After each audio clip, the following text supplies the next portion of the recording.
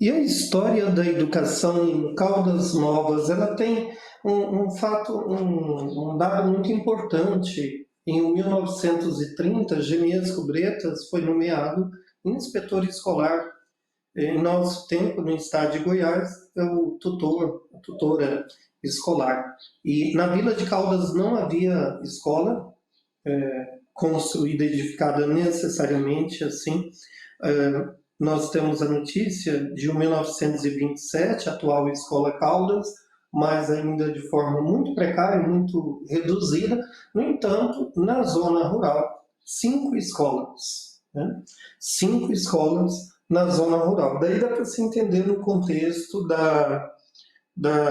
do êxodo rural. Nós temos um lugar, nós temos um município rural, lógico, era muito comum na época. E Janesco Bretas relata fatos muito curiosos no Sapé, na Bocaina, né? As escolas estavam no Sapé, 3 no Sapé, uma na Bocaina, uma em Água Limpa. Tinha um professor que tinha um hábito lá, meio de guardar o dia de santo, né? E a remuneração era de 100 mil réis na época.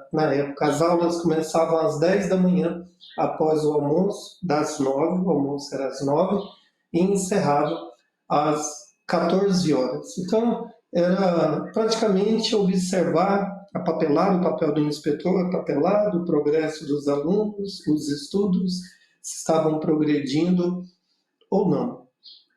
O mestre Vicente pode ser considerado o primeiro professor do ensino público na então Vila de Caldas Novas. Em 1927, o município de Caldas Novas pertencia ao modelo da escola do período imperial, usando o método individual de classes heterogêneas.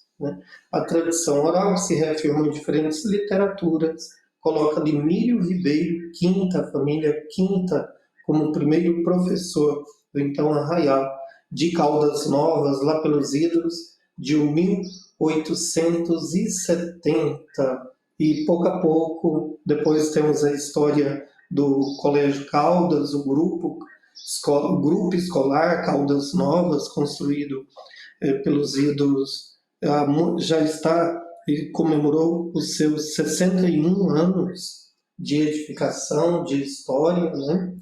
E esse curso, a escola particular tinha maior espaço em Caldas, é curioso isso. Tanto é que Genesco Bretas formou um grupo em 1928 com 12 alunos entre 11 e 14 anos. Então, com a construção do grupo escolar Caldas Novas, Escola Caldas, em 1927, implanta-se nesta vila, nessa cidade, tendo o primeiro professor, Leonel Fleury, e a primeira diretora, Fan e Maria das Dores Cunha, né? Os primeiros professores, Genesco Bretas, o professor de gramática, e segue, depois no livro você vai verificar um pouco no campo judiciário, a presença de moradores na guerra, de alguns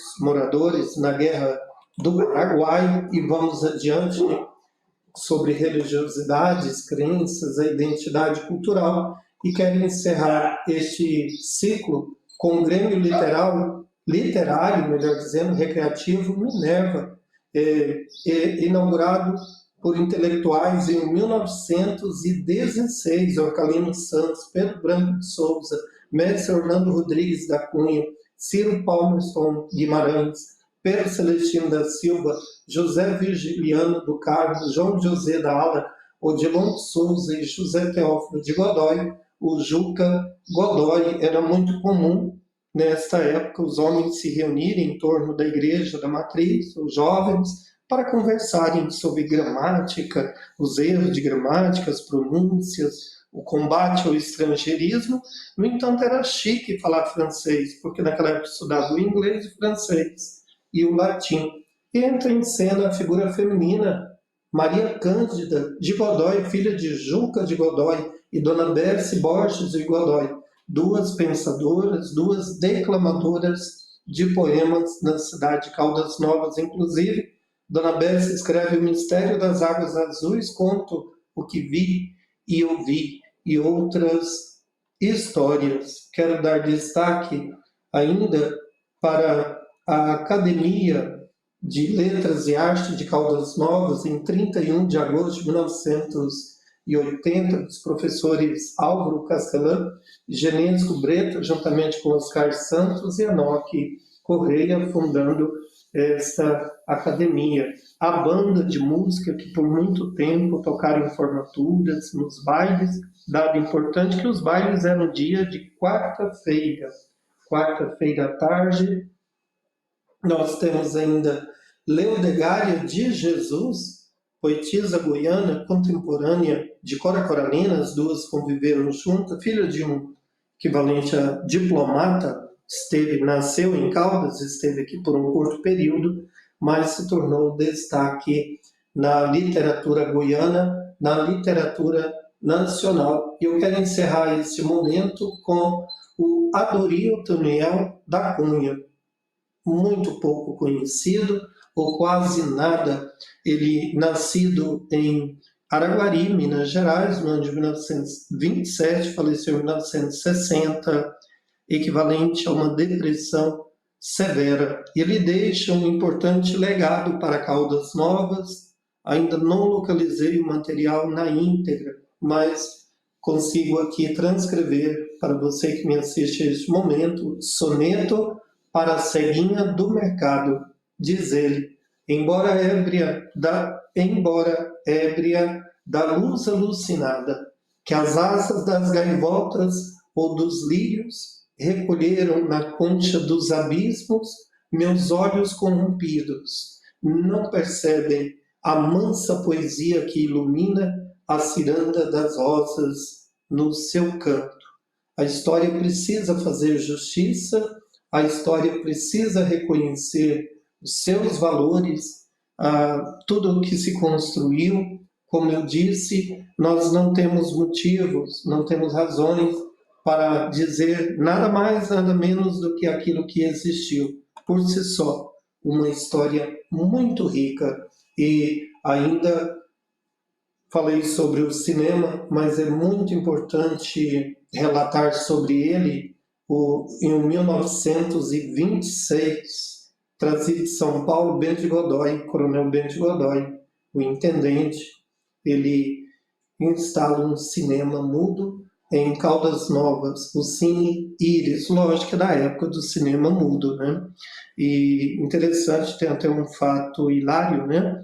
O pessoal estava assistindo um filme e a banda de música estava tocando um outro estilo de música. Então o filme ia para um lado, a música ia para o outro, mas todos se divertiam. Quem não podia pagar, o coronel não cobrava, né? Genésio Bretas, que nos fala claramente sobre tudo isso. Quero dar destaque ainda para o jornal O CRO. Nenhum linguista vai encontrar a origem dessa palavra, porque é um apelido, um termo criado aqui em Caldas Novas pelos intelectuais da época. Ele apresenta a rotina dessa cidadezinha do interior dessa região, do estado de Goiás, dos acontecimentos políticos, sociais e de todo o Brasil. O CRO, que foi fundado por Oscar Santos e Celso de Godoy, durou de 1934 ao 1939. Então eu convido você que continue a acompanhar esses vídeos, a observar. Tão breve farei o lançamento da obra nas trilhas da história de Caldas Novas. Um forte abraço, obrigado pelo seu prestígio, obrigado pela sua divulgação.